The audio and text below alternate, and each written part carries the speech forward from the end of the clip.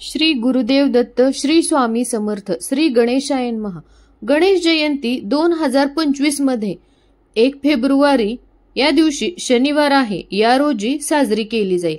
हिला माघी गणेश जयंती असेही म्हणतात। या दिवशी गणपतीच्या जन्माची पूजा विधीपूर्वक केली जाते। गणेश जयंतीला काय करावे? सकाळी लवकर स्नान करून स्वच्छ वस्त्रे धारण करावीत। दुसरं म्हणजे गणपतीचे पूजन। गणपतीच्या मूर्तीला अथवा फोटोला पंचामृत स्नान घालून गंध, फुले, दुर्वा अर्पण करावेत। तिसरं कारण म्हणजे व्रत आणि उपवास कसा करावा, तर शक्य असल्यास उपवास करावा आणि फळ आहार घ्यावा अथवा सात्विक आहार घ्यावा आणि गणेश मंत्र आणि स्तोत्राचे पठण काय करावे, तर गणेश अथर्व शीर्ष, संकटनाशन स्तोत्र, गणेश गायत्री मंत्र यांचे पठण करावे। मोदक व नैवेद्य कशाचा अर्पण करायचा आहे, तर गणपतीला मोदक म्हणून आणि तिळगुळ, पुरणपोळी यांचा नैवेद्य दाखवावा। दानधर्म कसा करायचा आहे, तर गरजूंना अन्नदान करायचे आहे, वस्त्रदान करायचे, हे देखील शुभ मानले जाते। गणेश जयंतीला काय करू नये हे सुद्धा आपल्याला पाहायचे आहे। गणपती पूजेनंतर चंद्रदर्शन टाळावे। या दिवशी चंद्र पाहिल्यास कलंक लागतो अशी श्रद्धा आहे। नकारात्मकता आणि वाद टाळावेत। या दिवशी नकारात्मक विचार टाळायचे आहेत। हा दिवस शांततेने आणि भक्तिभावाने साजरा करायचा आहे। मांसाहार व मद्यपान करू नये। गणेश पूजेसाठी सात्विकता आवश्यक आहे, त्यामुळेच आपल्याला मांसाहार व मद्यपान अजिबात करायचे नाही। कोणालाही अपशब्द बोलायचे नाहीत। या दिवशी सगळ्यांनी सौजन्याने आणि नम्रपणे वागावे। भोजन वाया जाऊ देऊ नये। अन्न देवता सम आहे, म्हणून अन्न हे जपून वापरावे। गणेश जयंती हा गणपतीचा शुभ दिवस असल्याने भक्तिभावाने पूजा केल्यास सुख, समृद्धी आणि विघ्नहर्त्याची कृपा मिळते। गणेश जयंतीला केलेले उपवास विशेष फलदायी मानले जातात। सुख, समृद्धी, आरोग्य, धनप्राप्ती आणि विघ्ननाशासाठी काही खास उपाय करता येतात। गणपतीला नैवेद्य दाखवताना त्यांची प्रिय पदार्थ अर्पण केल्यास विशेष कृपा मिळते। गणेश जयंतीसाठी कोणकोणते पदार्थ आहेत आणि कोणकोणते नैवेद्य आहेत ते पाहू। गणपतीला प्रिय नैवेद्य म्हणजे सगळ्यात पहिल्यांदा गणपतीचा आवडता म्हणजे मोदक। हा मोदक तांदळाच्या पिठाचे, उकडीचे मोदक किंवा गव्हाचेही चालतील, गुळ खोबऱ्याचे सारण असावे। तसेच तळलेले मोदक, त्या मोदकामध्ये आपण तिळगुळ सुद्धा भरू शकतो।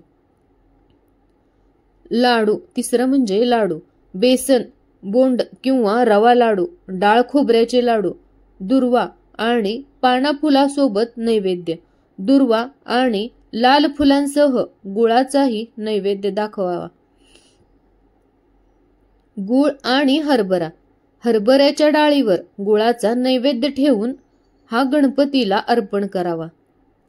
केळी आणि फळे, गणपतीला केळी, सफरचंद, डाळिंब, संत्री यांचा देखील नैवेद्य आपण दाखवू शकतो, कारण तो नैवेद्य गणपतीला आवडतो।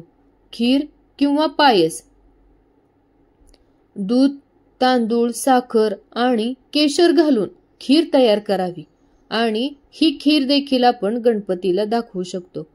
पुरणपोळी, गोड पुरणपोळीचा नैवेद्य गणपती बाप्पाला अत्यंत प्रिय आहे। नैवेद्य बनवताना शुद्धता आणि भक्ती राखली पाहिजे। नैवेद्य अर्पण करताना ओम गम गणपतेय नमः हा मंत्र जपावा। नैवेद्य प्रथम गणपतीला अर्पण करून नंतर प्रसाद म्हणून वाटावा।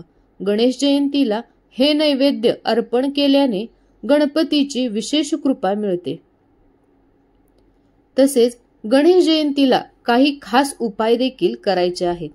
ते उपाय केल्यामुळे आपल्या पाठीमागची सर्व संकटे दूर होतील।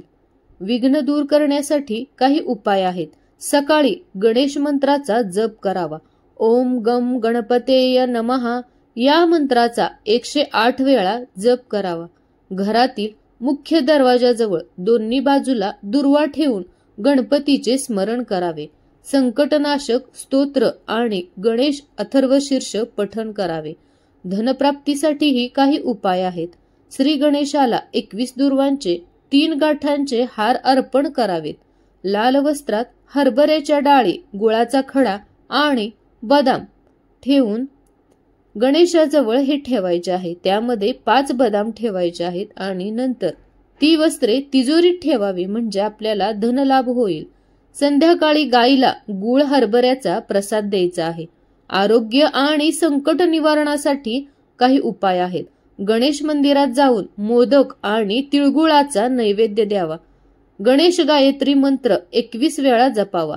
ओम एकदंताय विघ्नहे वक्रतुंडाय धीमहि तन्नो दन्ती प्रचोदयात. पांढऱ्या रंगाच्या फुलांनी गणपतीची पूजा करावी. नोकरी आणि व्यवसायाच्या प्रगतीसाठी सुद्धा काही उपाय आहेत.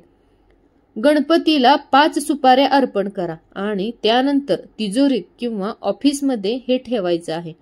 केशर आणि चंदनाचा तिलक लावावा व ओम वक्रतुंडाय नमः या मंत्राचा 108 वेळा जप करायचा आहे. नारळ लाल कपड्यात गुंडाळून गणपती मंदिरात दान करावा. तसेच मुलांच्या बुद्धिवृद्धीसाठी खूप महत्वाचा उपाय आहे. श्री गणेश जयंतीला विद्यार्थ्यांनी ओम बुद्धिप्रदाय नमः या मंत्राचा जप करावा. शुभ्र वस्त्र धारण करून गणपतीला दूध आणि साखरेचा नैवेद्य दाखवावा. मुलांना गूळ आणि दूध याचा प्रसाद द्यावा. गणपती पूजेच्या वेळी आपण चंद्र पाहायचा नाही. पूजा ही मनपूर्वक आणि श्रद्धेने करायची आहे. गणपती संबंधी वस्त्र, मूर्ती किंवा पुस्तके दान केल्याने पुण्य मिळते. हे उपाय केल्यास गणेशजींची कृपा मिळेल आणि जीवनातील विघ्ने दूर होतील आणि आपण सर्वजण संकटमुक्त होणार. हे उपाय आपण केले तर आपल्या पाठीमागे जे काही संकटे आहेत ते 100% दूर होतील. श्री स्वामी समर्थ.